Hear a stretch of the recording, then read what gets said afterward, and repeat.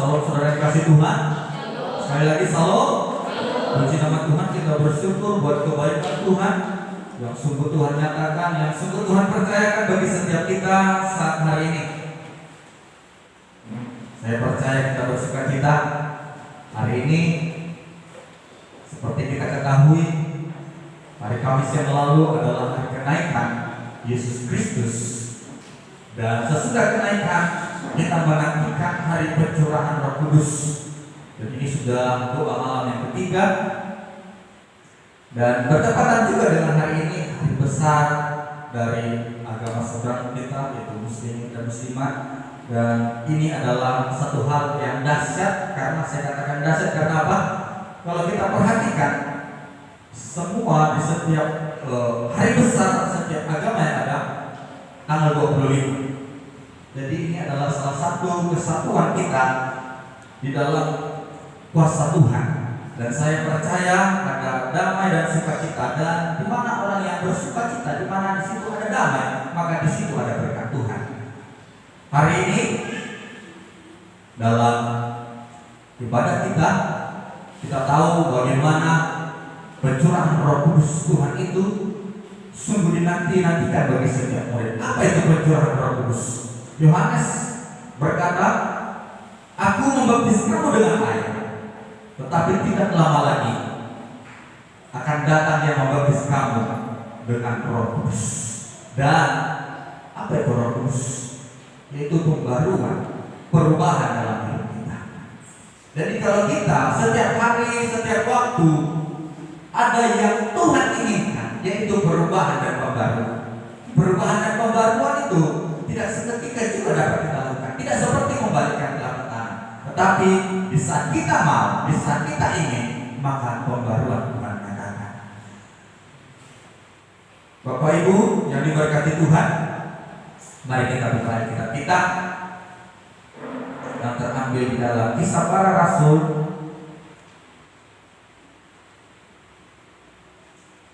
ayat 1 sampai dengan 4. Kisah Para Rasul 1 ayat 1 sampai dengan ke-4. Lembaga Alkitab Indonesia memberikan judul Roh Kudus yang dijanjikan.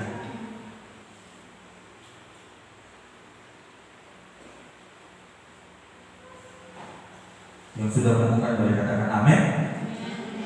Saya akan membaca bagi Bapak Ibu, saudara-saudari, dan silakan diikuti dan menyimak dari pemberitaan firman Tuhan ini. Kisah Para Rasul 1 ayat 1 sampai dengan ke-4. Roh Kudus dijanjikan. Hai Theophilus, dalam bukuku yang pertama aku menulis tentang segala sesuatu yang dikerjakan dan diajarkan Yesus sampai pada hari Ia terangkat. Sebelum itu Ia telah memberi perintahnya oleh Roh Kudus kepada rasul-rasul yang dipilihnya. Kepada mereka Ia menunjukkan dirinya setelah penderitaannya selesai. Dengan banyak tanda yang membuktikan bahwa Ia hidup, sebab selama 40 hari Ia berulang-ulang menampakkan diri dan berbicara kepada mereka tentang kerajaan Allah. Pada suatu hari, ketika Ia makan bersama-sama dengan mereka, Ia melarang mereka meninggalkan Yerusalem dan menyuruh mereka tinggal di situ, menantikan janji Bapa yang demikian katanya, telah kamu dengar daripadaku. Puji nama Tuhan. Ini kebenaran firman Tuhan bagi kita, dan saya percaya menjadi satu bacaan dan renungan bagi kita bagaimana Roh Kudus yang dijanjikan. Saudara-saudara yang dikasihi Tuhan, dalam hal menunggu setiap janjinya Tuhan, karena kita bosan, karena kita jenuh, maka mungkin kalau doa-doanya tidak dijawab, mungkin ada yang berpindah agama, atau mungkin berpindah gereja. Saat hari ini saya mau ajak kita semua bagaimana kita mau menanti dan menunggu janjinya Tuhan. Untuk itu penting bagi kita, tema kita saat hari ini adalah tergembala untuk mendapatkan janji Tuhan. Tergembala untuk mendapatkan janji Tuhan. Kebenaran firman Tuhan ini, kenapa saya ambil ini? Karena bagaimana orang yang setia, orang yang taat, orang yang bertekun, di situ Tuhan katakan janjinya. Jadi tidak hanya cukup orang yang berleha-leha, tidak cukup hanya orang yang formalitas, rutinitas, tetapi orang yang setia dan orang yang taat menanti janjinya Tuhan. Sebelum kita lanjutkan, di sini di ayat 1 dikatakan ada pembukaan kata Hai Theophilus. Theophilus ya. Kalau kita buka, saya ada buka kitab ini di Lukas juga, Lukas 1 ayat 1 ada juga yang mulia Theophilus. Kalau kita hubungkan kedua ayat kitab ini ada satu karya tulis dan ada dua jilid, yaitu kitab Kisah Para Rasul dan Injil Lukas. Theophilus ini dari, kalau kita lihat, yang mulia, artinya dia ini bukan orang sembarangan, bukan orang bawahan, tetapi dia orang di dalam pemerintahan. Kita selalu dengar itu kalau dalam hal sekarang juga yang mulia selalu dipanggil begitu. Jadi ini adalah orang pemerintahan. Theophilus ini artinya adalah sahabat Allah. Dia memang baru bertobat, dia memang baru mengenal Tuhan, tetapi karena pengiringannya, karena kesungguhan hatinya, maka Tuhan menaruhkan baginya dia untuk menuliskan surat atau cerita tentang kisah Yesus ini. Kalau kita lihat Bapak Ibu, kitab Injil dari Matius, Markus, Lukas, dan Yohanes adalah menceritakan kisah Yesus. Bagaimana perjalanan Yesus, apa saja yang dilakukan Yesus, mujizat apa saja dan kebangkitannya sampai kenaikannya. Dan di Kisah Para Rasul menceritakan bagaimana Roh Kudus itu dijanjikan. Dan setelah mendapatkan Roh Kudus yang dijanjikan, menata jemaat-jemaat, cara hidup jemaat, cara menjadi jemaat. Dan kita mau melihat dari ayat firman Tuhan ini, Bapak Ibu yang dikasihi Tuhan, di ayat 2 dikatakan, sampai pada hari ia terangkat. Sebelum itu ia telah memberi perintahnya oleh Roh Kudus kepada rasul-rasul yang dipilih. Jadi sebelum Yesus terangkat ke surga, dia sudah menampakkan dirinya kepada setiap murid-muridnya. Kenapa Tuhan Yesus menampakkan diri berulang-ulang? Di sini dikatakan Yesus menampakkan dirinya berulang-ulang. Mungkin kalau Tuhan Yesus menampakkan dirinya berulang-ulang, tidak berulang-ulang begitu sekali, karena tidak, mungkin muridnya bisa kurang percaya, tidak yakin. Tetapi dengan berulang-ulang dia menyampaikan, dia menampakkan dirinya kepada muridnya, pasti muridnya percaya. Mereka memang awalnya tidak percaya, tetapi sudah melihat, akhirnya mereka percaya. Berbicara dengan berulang-ulang ini, Bapak Ibu, bagaimana kebenaran firman Tuhan itu yang disampaikan memang berulang-ulang. Sering kita dengar, saya sudah pernah dengar khotbah itu, saya sudah pernah membaca firman Tuhan ini, tetapi dikatakan harus berulang-ulang. Sehingga bisa kita berulang-ulang, semakin kita memahami, semakin kita mengerti, semakin kita menggali apa yang dijanjikan Tuhan. Dan di sini juga kita lihat bagaimana 40 hari, ada kata 40 hari. 40 hari ia berulang-ulang menampakkan dirinya. Kalau kita hubungkan dengan perjanjian lama, ketika Nuh dengan air bah dan baterainya 40 hari, Musa berpuasa 40 hari, Elia melewati gunung Horeb 40 hari, dan Yesus berpuasa juga 40 hari. Ada yang istimewa dari 40 hari. Yesus menampakkan dirinya berulang-ulang selama 40 hari. Kita hubungkan ini. 40 hari ini adalah simbol dari akhir dari kebenaran atau penghakiman. Jadi Yesus nyatakan ini, kita hubungkan ini dengan perjanjian lama. Ada satu nubuatan, ada satu janji yang sudah lama dalam satu nubuatan perjanjian lama Tuhan nyatakan dalam perjanjian baru. Jadi ada kaitannya sebenarnya kebenaran firman Tuhan ini. Dari kebenaran firman Tuhan ini Bapak Ibu yang dikasih Tuhan, ada hal yang diajarkan Tuhan Yesus bagi murid-muridnya. Kita lihat di ayat yang keempat. Pada suatu hari ketika ia makan bersama-sama dengan mereka. Kita lihat sini dulu. Suatu hari ketika ia makan. Saya membanding-bandingkan firman Tuhan ini dengan Alkitab Indonesia Modern, Bible, IMB dan bahasa Indonesia sehari-hari. Makan ini mereka menerjemahkannya adalah berkumpul. Saya akan baca. Sebentar Bapak Ibu.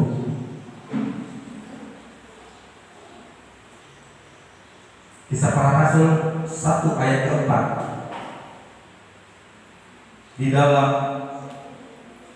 Indonesia Modern Bible dikatakan ketika berkumpul bersama, dan di dalam bahasa Indonesia sehari-hari, dan pada waktu ia berkumpul bersama. Jadi ini kalau kita, bukan saya mau mengatakan saya lebih pintar, tetapi ada kadang terjemahan-terjemahan ini yang kalau memang diartikan dari bahasa awal ya pasti mengalami perubahan. Jadi kita mau lihat di sini adalah makan ini sebenarnya berkumpul. Dan di dalam bahasa Inggrisnya juga King James Version dikatakan assembly. Assembly ini juga berkumpul. Jadi kita sepakat bahwa dari firman Tuhan ini adalah ketika mereka berkumpul bersama, ada pesan Tuhan Yesus untuk murid-murid yang dipilih. Jadi sebelum Yesus berangkat ke surga, yang menyampaikan pesan kepada murid-murid yang dipilihnya. Apa itu pesan Yesus? Kita lihat di ayat yang keempat.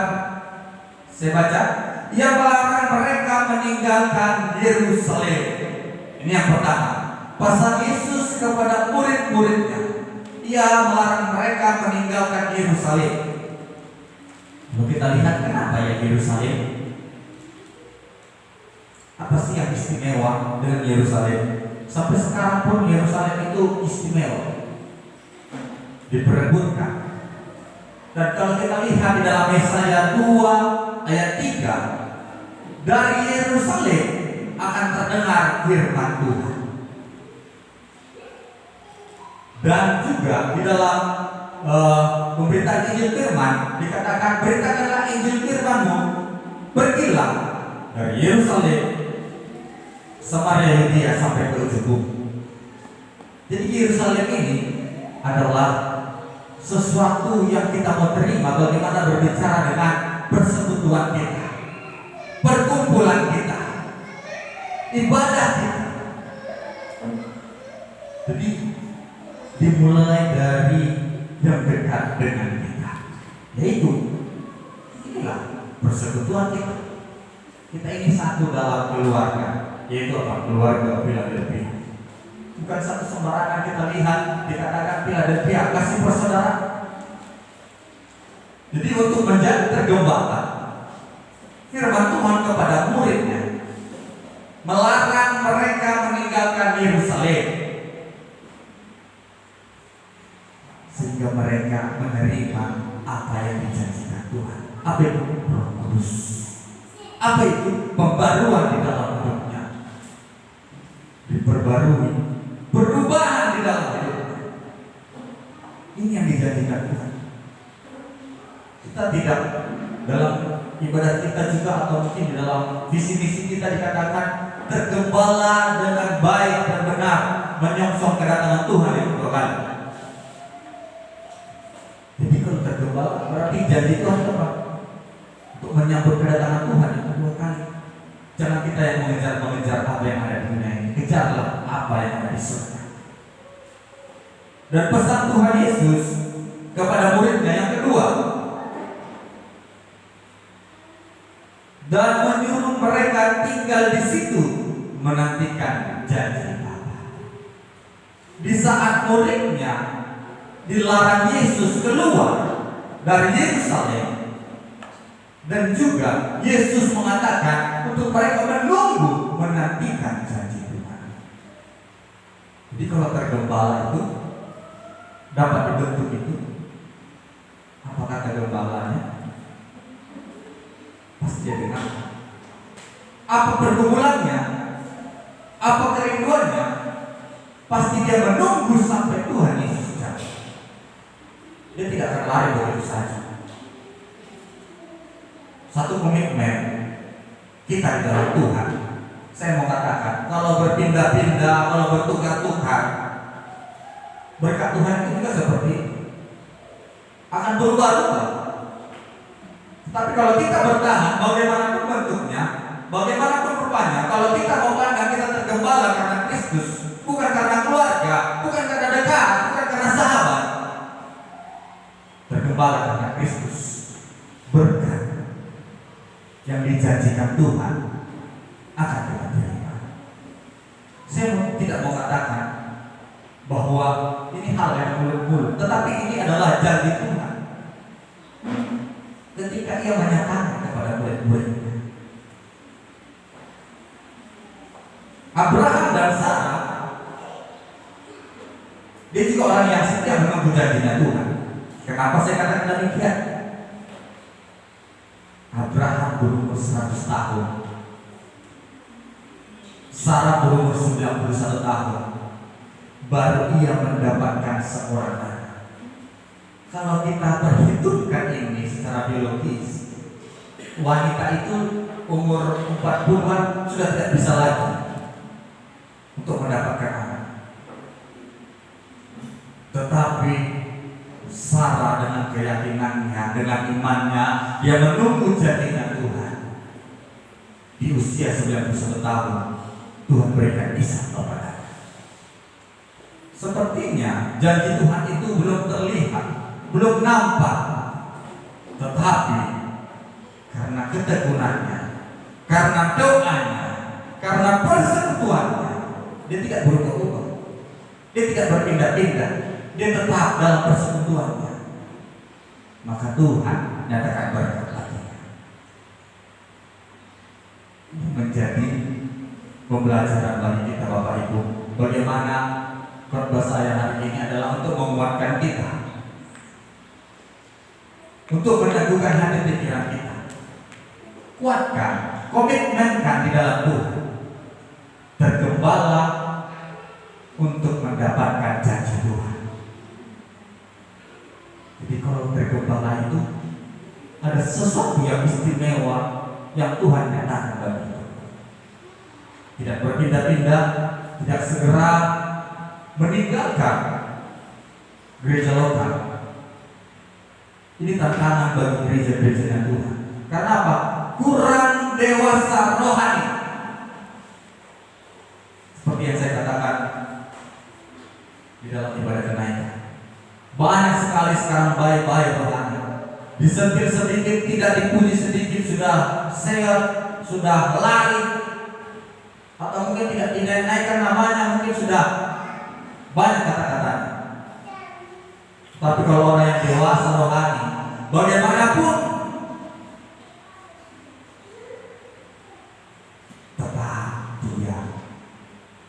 tetap berkomitmen. Banyak hal yang kita mau lihat, bagaimana orang-orang yang tergembala ini tetap tertuntun, tetap terpelihara. Tantangan bagi kita anak-anak Tuhan, ajakan bagi kita semua untuk kita mau dewasa rohani. Apapun masalah, apapun mungkin problema antara gembala dengan jemaat, bahkan dari jemaat ke jemaat, dia tidak akan berpindah, dia tidak akan bergeser, karena ketekunannya, karena kesetiaannya, karena ketaatannya, karena dewasa rohani. Jadi banyak hal yang penting kita lihat. Dewasa rohani itu bukan dilihat berdasarkan umur Bapak Ibu, tetapi walaupun dia masih kecil, mungkin 2 tahun, 3 tahun, tetapi kalau dia dewasa rohani, ya, ini sudah dewasa rohani. Bisa saja mungkin dia sudah umur 50 tahun, dikatakan bayi rohani. harus dipuji-puji dulu, harus dinaikkan dulu, baru dia dekat, baru dia beribadah, baru dia dalam persekutuan. Sama seperti bayi-bayi, disusu, diasuh, tidak bisa dilepaskan. Kita mau belajar seperti Raja Wali itu. Raja Wali, anak Raja Wali diajarkan untuk mandiri, dilepaskan. Begitu juga orang-orang yang berkepala, dilepaskan untuk mandiri, berbuat. Kita sudah dengar firman, berulang-ulang disampaikan, kita tinggal melakukan. Bapak Ibu yang dikasih Tuhan, pesan Yesus yang pertama tadi melarang muridnya meninggalkan Yerusalem. Dan yang kedua, menunggu dan menanti janjinya Tuhan. Jadi tetap di Yerusalem, tetap di dalam persekutuan, tetap di dalam gereja. Kalau di luar gereja, bukan kita menerima janjinya Tuhan lagi, tetapi di dalam gereja, di dalam persekutuan, di dalam doa, di dalam ibadah, baru kita menerima janjinya Tuhan. Dari kebenaran firman Tuhan ini, saya mau sampaikan sebuah ilustrasi buat Bapak Ibu yang dikasih Tuhan. Saya ada sediakan bola ini bolanya Amos sebenarnya, tapi bola ini bisa menjadi ilustrasi bagi kita. Saya mau sampaikan begini, kalau bola ini kita lempar ke sini, paling dia sebatas ini, tidak ada kekuatan. Tetapi kalau kita kekuatannya, dia akan terus naik. Ilustrasi ini begini, di saat kita mendengarkan firman, kita tergembala. Kalau firman Tuhan itu seperti ini, biasa-biasa saja, ya janji Tuhan itu seperti biasa. Tetapi di saat firman Tuhan semakin keras, di saat firman Tuhan semakin mengoreksi kita, di saat firman Tuhan semakin membentuk hidup kita, hidupmu akan seperti bola ini, makin keras ya, berarti terus naik, akan naik. Ini janjinya Tuhan. Ilustrasi bola ini mengajarkan kita untuk berkomitmen, untuk tergembala. Jadi kalau firman itu pedas atau kritikan itu keras, bahkan dikatakan sekalipun walaupun pendetamu marah, bengis, kalau kau taat, engkau tergembala, seperti bola itu akan membantu hidupmu terus naik, naik dan naik. Itu yang dijanjikan Tuhan. Jadi kita harus terima ini. Saya bukan membela sebagai hamba Tuhan atau sebagai pendeta atau sebagai orang gembala, tetapi saya mau sampaikan seperti apa yang dikatakan Tuhan, firman Tuhan. Orang yang mau diajar, mau dikoreksi, karena ini firman Tuhan untuk mengajar, mengoreksi, membantu hidup kita. Kalau kita mau dibentuknya seperti bola itu, terima janjinya Tuhan. Dan apa itu janjinya Tuhan? Mungkin kita dalam hidup kita ini, saya tidak pernah mendapatkan apa yang dijanjikan Tuhan. Bahkan pergumulan saya, bahkan doa saya belum terima. Bukan di Ulangan 28 ayat 1. Satu orang membaca,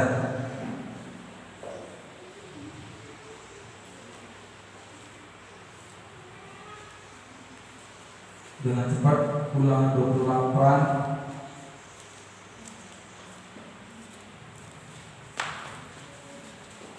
baca dengan keras. Ulangan 28 ayat 1.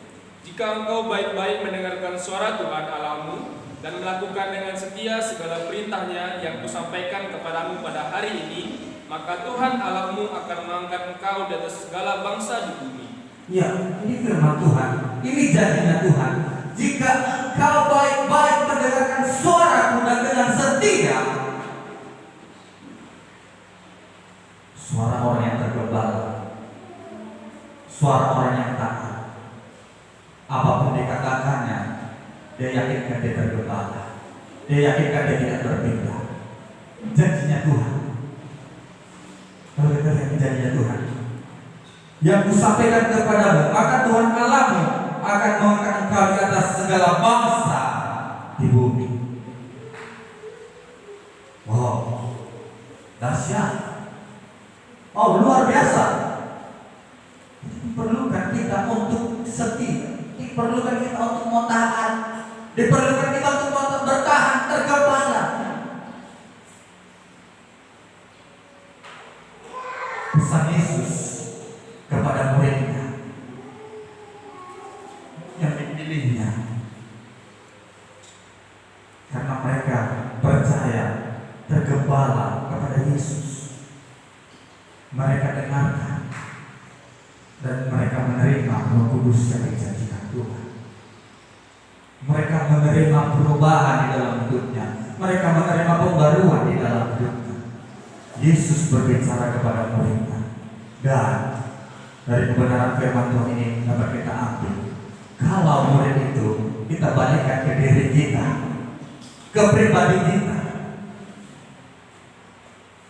seperti apa yang disampaikan Yesus, melarang muridnya untuk keluar dari Yerusalem, menunggu dan menanti janjinya Tuhan. Dari keluarga kita, dari yang dekat dengan kita, dari persekutuan kita, dari internal gereja kita, di situ Tuhan curahkan berkat. Aku akan mengangkat engkau di atas segala bangsa di bumi. Jika engkau mendengarkan baik-baik suaraku. Ini kebenaran firman Tuhan bagi kita Bapak.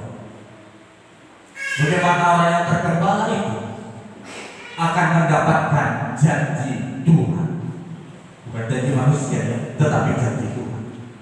Mari komitmenkan hatimu di dalam Tuhan saat hari ini, dengan bertukar, dengan sungguh-sungguh, bahwa orang yang tergembala itu, orang yang mau dibentuk itu, orang yang mau seperti bejana ya, dibentuk sampai indah. Begitulah hidup kita, sampai kita menerima apa yang dijanjikan Tuhan. Mungkin sekarang kita belum menerima, mungkin sekarang kita belum melihat, tetapi kita mempunyai pandangan ke depan. Jikalau saya sungguh-sungguh, jikalau saya taat, jikalau saya tergembala, maka saya akan menerima apa yang dijanjikan Tuhan. Ini saja kebenaran firman Tuhan bagi kita saat hari ini. Kita bersyukur buat kebaikan Tuhan, membentuk hidup kita untuk mau tergembala, untuk mau dibentuk, untuk tidak meninggalkan persekutuan kita, untuk tetap menunggu dan menanti janji Tuhan dalam persekutuan kita. Apapun tantanganmu, apapun rintanganmu, jika engkau taat, jika engkau setia, jika engkau bertahan, maka kemenangan akan menjadi bagian. Jangan menyerah.